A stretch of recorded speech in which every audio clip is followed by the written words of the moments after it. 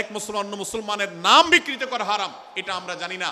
এই ব্যাপারেও আমরা দেখেছি যে আমরা যারা ইসলামের দাওয়াতের কথা বলি, কোরআন হাদিসের কথা বলি, তারাও দেখা যায় সোশ্যাল মিডিয়াতে, ফেসবুকে একদল মুসলমান অন্য দলে মুসলমানদেরকে নানা বাজে উক্তি দিয়ে ডাকাডাকি করে, বিকৃত নামে ডাকে, বিকৃত উপাধি দেয়, খারাপ কথা বলে, অমুকের দালাল তমুকের দালাল ইত্যাদি ধারণা করে কথা বলে।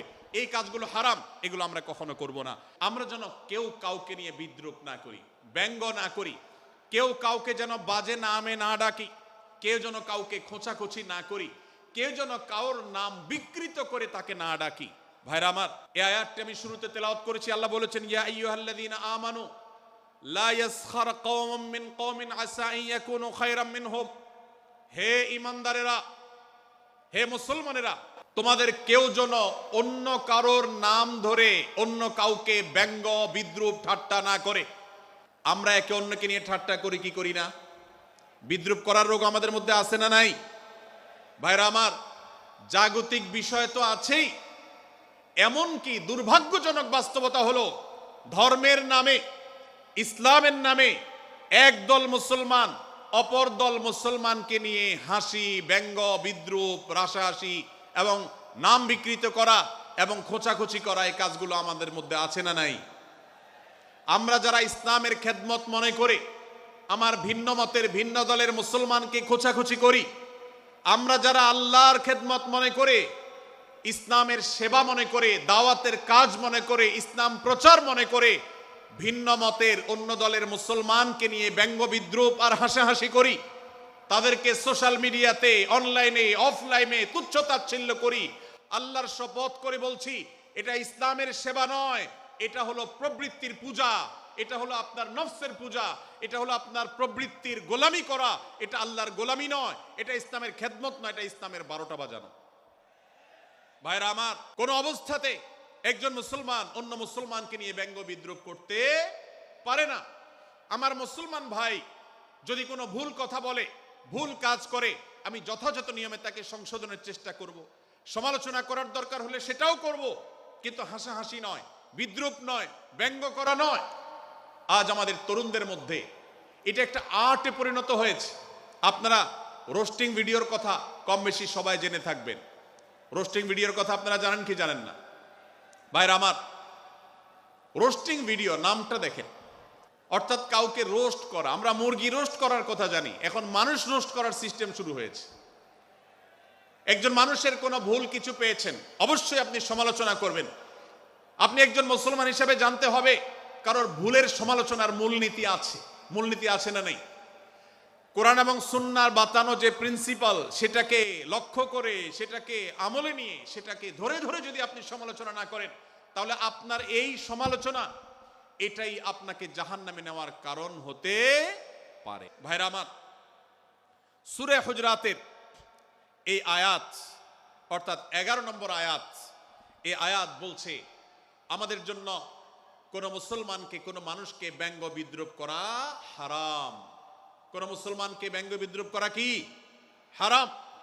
অতএব আপনি রসিকতা করে যদি কারোর সাথে ব্যঙ্গ বিদ্রুপ করেন এবং সেটা যদি তার মনে কষ্ট হওয়ার কারণ হয়, তিনি যদি সমাজের মানুষের কাছে হেয় প্রতিপন্ন হন, তাহলে ইসলামী শরিয়ার দৃষ্টিকোণ থেকে সারা বিশ্বের সমস্ত ওলামাদের ঐক্যমতে সেটা হারাম।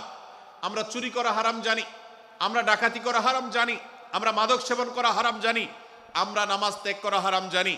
এই সমস্ত হারাম থেকে আমরা অনেকেই বেঁচে থাকি, কিন্তু আমি আমার মুসলমান ভাইয়ের চরিত্র হনন করছি, শুধুমাত্র সাধারণ জীবনযাত্রার ক্ষেত্রে করছি তা নয়, এমনকি ধর্মের নামে, ইসলাম প্রচারের নামে, দাওয়াতের নামে আমরা আমাদের প্রতিপক্ষ মুসলমান ভাইকে নিয়ে অনেক সময় ব্যঙ্গ বিদ্রুপ করি, হাসাহাসি করি, তাকে ছোট করি, তাচ্ছিল্য করি, হেয় করি, তার সম্মানহানি করি। আমরা জানি না আমাদের প্রিয় নবী সাল্লাল্লাহু আলাইহি ওয়াসাল্লাম এর একটা হাদিস আমাদের সামনে রয়েছে, সহিহ মুসলিমে বর্ণিত হয়েছে। নবী করিম সাল্লাল্লাহু আলাইহি ওয়াসাল্লামের এই হাদিস আজ সবচেয়ে অসহায় হাদিস। অসহায় হাদিস এই জন্য বললাম যে আজকের এই হাদিসের উপরে কেউ আমল করে না, এই হাদিসটাকে কেউ পাত্তা দেয় না, এই হাদিসকে কেউ গুরুত্ব দেয় না। অথচ এই হাদিস প্রত্যেক মুসলমানের বুকে বুকে ঝুলিয়ে রাখা দরকার। এই হাদিস আমাদের ঘরে ঘরে ঝুলানো দরকার। এই হাদিস আমাদের অফিসগুলোতে শোভা পাওয়া দরকার। এই হাদিস আমাদের জীবনে বাস্তবায়ন হওয়া দরকার। নবী করিম সাল্লাল্লাহু আলাইহি ওয়াসাল্লাম সেই হাদিস বর্ণনা করেছেন। আবু হুরায়রা রাদিয়াল্লাহু তাআলা আনহু তিনি বলেছেন, লা তাহাসাদু, লা তাহাসাদু, হে মুসলমানরা, তোমরা কেউ কাউকে কখনো হিংসা করবে না, কেউ কাউকে হিংসা করবে না। আমাদের মধ্যে হিংসা আছে না নাই? হিংসা আছে না নাই? আমরা একে অন্যকে হিংসা করি। একদল মুসলমান অন্য দল মুসলমানকে হিংসা করে, কেউ কারো ভালো দেখতে পারে না। ভাইরা আমার, আল্লাহ নবী বলেছেন, লা তাহাসাদু, তোমরা একে অন্যকে হিংসা করো না। ওয়ালা তানাজাসু, কেনা বেচা করতে গিয়ে কেউ কাউকে ধোঁকা দিও না, প্রতারণা করো না। ওয়ালা তাবাগাদু, তোমরা একে অন্যের সাথে শত্রুতা বিদ্বেষ পোষণ করবে না। ওয়ালা তাদাবারু, তোমাদের কেউ যেন কারোর পেছনে লেগে না থাকে, কাউকে অবজ্ঞা যেন না করে। ওয়ালা ইয়াবি আহাদুকুম আলা বাই'i আখিহি, এবং তোমাদের কেউ যেন আরেকজনের কেনাবেচার উপরে সেখানে ইন্টারফেয়ার করে সে যেন সেখানে কোনো প্রকার ক্ষতিগ্রস্ত কাউকে না করে। ওয়াকুনু ইবাদাল্লাহি ইখওয়ানা, হে মুসলমানরা, তোমরা আল্লাহর বান্দা, ভাই ভাই হয়ে থাকো। তোমাদের মধ্যে মতপার্থক্য থাকুক, দলগত মতপার্থক্য, অবস্থানগত মতপার্থক্য, থটগত মতপার্থক্য, মাযহাব মাসলাবগত মতপার্থক্য থাকুক, কিন্তু তোমরা আল্লাহর বান্দা, ভাই ভাই হয়ে থাকো।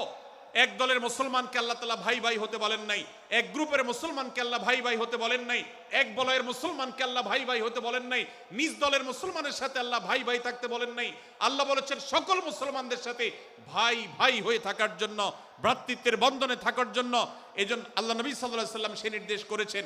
আল্লাহ নবী সাল্লাল্লাহু আলাইহি ওয়াসাল্লাম আরো বলেছেন, আল মুসলিমু আখুল মুসলিম, মুসলমান মুসলমানের ভাই, লা ইয়াজলিমুহু ওয়ালা ইয়াখযুলুহু, কোন মুসলমান কোন মুসলমানকে জুলুম করতে পারে না, তার আইল ঠেলতে পারে না, তার জমি দখল করতে পারে না, তার অধিকার নষ্ট করতে পারে না, তাকে কথা দিয়ে অত্যাচার করতে পারে না।